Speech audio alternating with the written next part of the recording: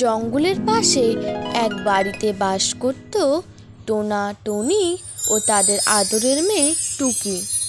তাদের আদরের মেয়ে টুকিকে টোনা খুব ভালোবাসতো। টুনি আবারও একটা ডিম পেড়েছে, তাই দেখে টোনা অনেক খুশি। টুনি, তুমি আবারও একটা ডিম পেড়েছো, আমি অনেক খুশি হয়েছি। আবারও একটা টুকির মতো ফুটফুটে সুন্দর ছেলে বা মেয়ে ছানা ডিম ফুটে বের হবে। হ্যাঁ গো, আমরা টুকিকে যেভাবে আদর করি, আমরা এই ছোট্ট বাচ্চাটিকেও সেইভাবেই আদর করব। শোনো টুনি, তুমি বাড়ির একটা কাজও করবে না, আমি সব কাজ করে দেব। আচ্ছা বাবা, আচ্ছা।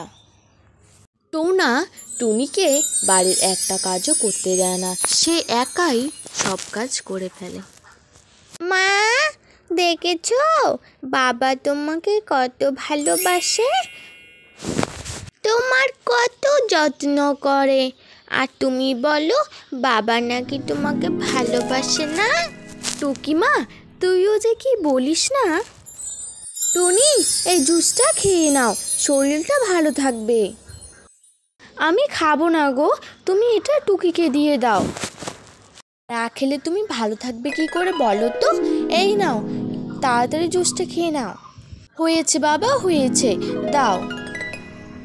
এভাবেই অনেক দিন কেটে যায়। টুনির ডিম ফুটে এক মেয়ে সন্তানের জন্ম হয়। টোনা, তোমার মেয়ে হয়েছে, তোমার মেয়েকে তুমি কোলে নাও। টুনি, এটা আমার মেয়ে কিছুতেই হতে পারে না, গায়ের রং কালো কুৎসিত, আমরা তো কেউ এরকম নই। টুনি, ভালোই ভালোই বলো, এটা কার সন্তান? টোনা, তুমি বুঝতে পারছো তুমি কি বলছো এসব? হ্যাঁ টুনি, আমি বুঝতে পেরে গেছি, তুমি এখান থেকে তোমার এই কুৎসিত বাচ্চাটিকে নিয়ে এখান থেকে চলে যাও। টুনি এত করে বোঝানোর পরেও টোনা কিছু বুঝতে চায় না। টুনিকে টোনা বাড়ি থেকে বের করে দেয়। টুনি আর টুনির মেয়েকে বাধ্য করে বাড়ি থেকে বের করে দেয় টোনা। এভাবেই কয়েকদিন কেটে যায়। টুনি এখন তার ছোট মেয়ে ময়নার সঙ্গে থাকতে শুরু করে, ওদিকে টোনা টুকির সঙ্গে থাকতে শুরু করে। বাবা, মা কোথায়? আমি মাকে ছাড়া একদম থাকতে পারছি না বাবা, আমার খুব কষ্ট হচ্ছে। টুকি মা, কাঁদিস না, মা তো দাদুর বাড়িতে গেছে, এক্ষুনি চলে আসবে। যাও বাবা, মা আর বোনকে বাড়িতে নিয়ে আসো।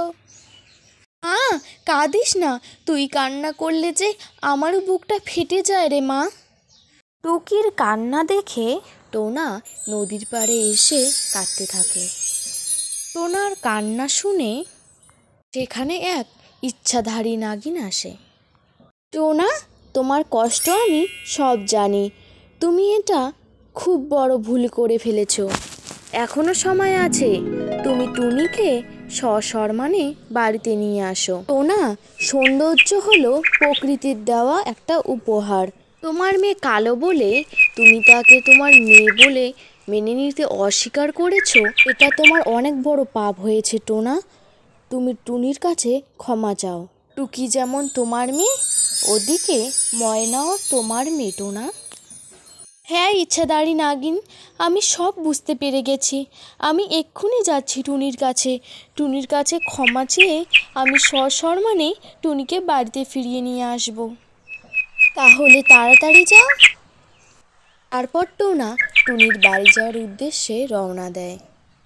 টোনা, এতদিন পরে আমাদের কথা মনে পড়লো, বলো টুকি কেমন আছে, তুমি কেমন আছো?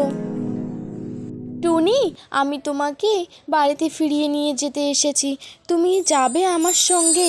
আমাকে ক্ষমা করে দিও টুনি, আমার অনেক বড় ভুল হয়ে গেছে। টোনা, তুমি নিজের ভুল বুঝতে পেরেছ, আমি এতেই খুশি, চলো আমি বাড়িতে যাব। তারপর টুনি বাড়িতে ফিরে আসে এবং তারপর থেকে তাদের দুই মেয়েকে নিয়ে সুখে শান্তিতে বাস করতে থাকে।